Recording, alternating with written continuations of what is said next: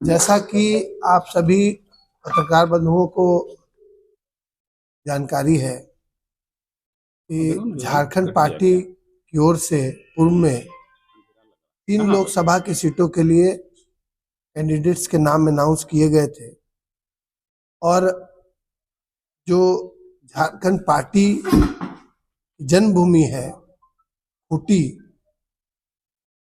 और दुमका ये लोकसभा सीटों पर कैंडिडेट्स का नाम अनाउंस पूर्व में नहीं किया गया था। ये जानकारी दी गई थी कि कालांतर में जब भी निर्णय लिया जाएगा तो खूंटी और दुमका के संबंध में अनाउंसमेंट करा दी जाएगी। आज इस प्रेस कॉन्फ्रेंस में हमारे साथ हमारे पार्टी के अध्यक्ष महोदय रेणु सिक्का जी, पार्टी के महासचिव श्री अशोक कुमार भगत जी और हमारी भावी कैंडिडेट जो खूंटी से होंगी वो और हमारे पार्टी के प्रवक्ता उपस्थित है। मैं आग्रह करता हूं माननीय रेणु सिक्का जी से कि कैंडिडेट्स की नाम घोषित करें। सबको मेरी ओर से जोहार और सबको नमस्कार। आज हम लोग खूंटी लोकसभा और दुमका लोकसभा का हम लोग आज घोषणा कर रहे हैं और इस तरह है, आज हम लोग खूंटी लोकसभा के लिए उम्मीदवार है श्रीमती अनफना हंस और दुमका लोकसभा के लिए मुन्नी हंसदा है। और हम आज बता देना चाहेंगे कि आज लोकसभा में आप सभी को देख रहे हैं कि यहाँ पूरे 14 सीट में बीजेपी और कांग्रेस अल्पसंख्यक समुदाय के लोगों को कहीं भी जगह नहीं दिया गया है। हमेशा ये कांग्रेस पार्टी के माध्यम से मिशनरियों का मसीहा बनता है, लेकिन आज कभी भी कहीं भी मुसलमान या क्रिश्चियन उम्मीदवार को नहीं दिया है। लेकिन झारखंड पार्टी जाति धर्म से ऊपर उठकर राजनीतिक करती है और हम लोग खूंटी लोकसभा के जो वोटर्स हैं, वहाँ की जनता है, वहाँ का मांग था कि खूंटी लोकसभा से अल्पसंख्यक समुदाय से क्रिश्चियन कैंडिडेट दिया जाए, लेकिन उनको कांग्रेस पार्टी के द्वारा अनदेखी किया गया। सिर्फ कांग्रेस पार्टी के द्वारा मिशनरियों का मसीहा बनता है, लेकिन आज उनके लिए कुछ नहीं, सिर्फ घड़ियाली आंसू बहाते रहता है। तो हम आप लोगों से कहना चाहते हैं कि आज विकल्प के रूप में बीजेपी और कांग्रेस के विकल्प के रूप में झारखंड पार्टी ही होगा और हम लोगों का जीत सुनिश्चित है। आज जो उम्मीदवार दिया है कांग्रेस पार्टी के द्वारा खूंटी लोकसभा में मिशनरियों के हित में, लेकिन वो आहित है और वो एक बीजेपी का एजेंट बनकर वहां काम करेगा और कभी भी वहां कांग्रेस का जीत नहीं हो सकता है। इसलिए हम लोग आज ये घोषणा कर रहे हैं। देखिए पांडे जी, आपके सवाल का जवाब बड़ा साधारण है, बहुत सिंपल है। वो ये कि देश की आजादी के बाद शायद कांग्रेस ने ऐसा ही उचित समझा कि देश के अल्पसंख्यक समुदाय के लोगों का वोट उन्हें कमिटेड तौर पर, उन्हें अनिवार्य तौर पर मिलता रहे, इसलिए उन्होंने तुष्टीकरण की राजनीति की और वास्तव में संपूर्ण देश में जो अल्पसंख्यक वर्ग के लोग हैं उनका कितना विकास हुआ है ये सभी जानते हैं, सभी देख रहे हैं। जब 60 वर्ष पूरा हुआ और कांग्रेस का शासन इस प्रकार से चलता रहा तो एक नया फोर्स, एक नई राजनीति इस देश में शुरू हुई वर्ष 2014 के बाद।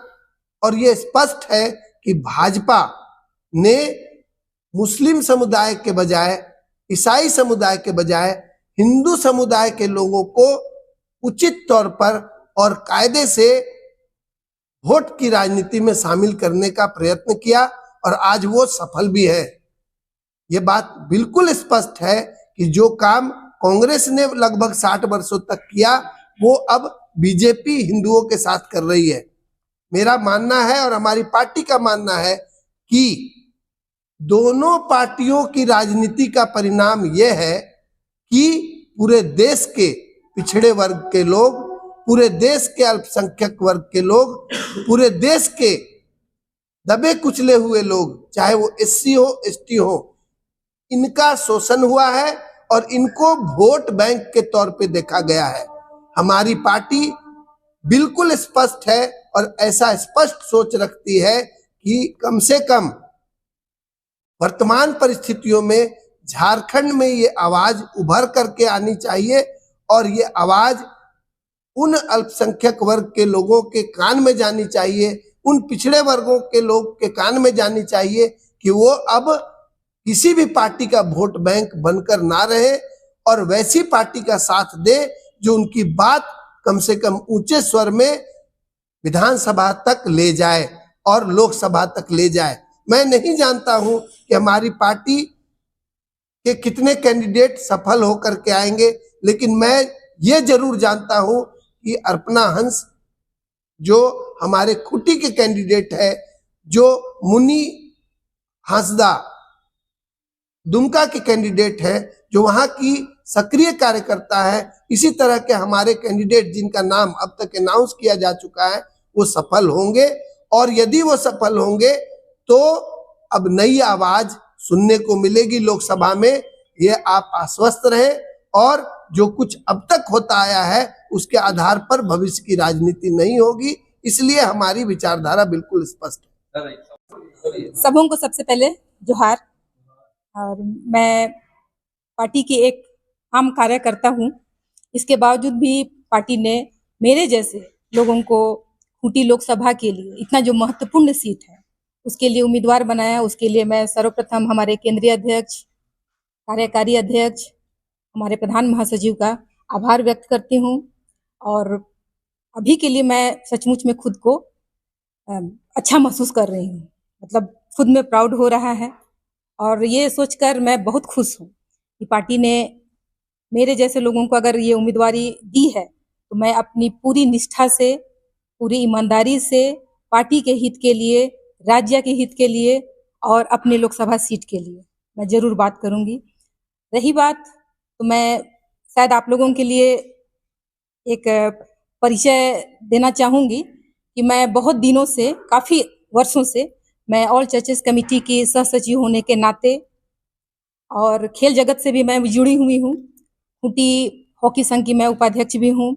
चूँकि मैं खेल जगत से भी हूँ और चर्च से भी हूँ और अल्पसंख्यक ईसाई समुदाय, चाहे वो हिंदू हो, मुसलमान हो या सरना भाई हो, सभी के हित की बात के लिए मैं हमेशा वहाँ के लोगों के साथ रही हूँ और आगे भी रहूँगी।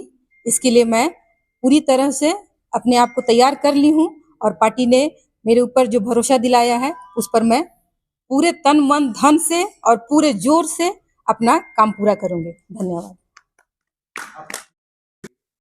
मुख्यमंत्री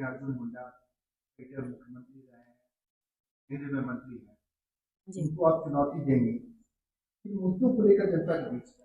सबसे पहले तो मैं ये कहना चाहूँगी कि वो आप कह रहे हैं कि वो सबसे बड़े खिलाड़ी हैं, लेकिन मैं तो कहूँगी कि वो खिलाड़ी आपके लिए हो सकते हैं, क्षेत्र के लिए हो सकते हैं, लेकिन ये वहाँ के लिए बहुत बदनसीबी की बात है कि एक ऐसे व्यक्ति को खिलाड़ी घोषित किया जा रहा है जो अपने क्षेत्र में रहते ही नहीं है।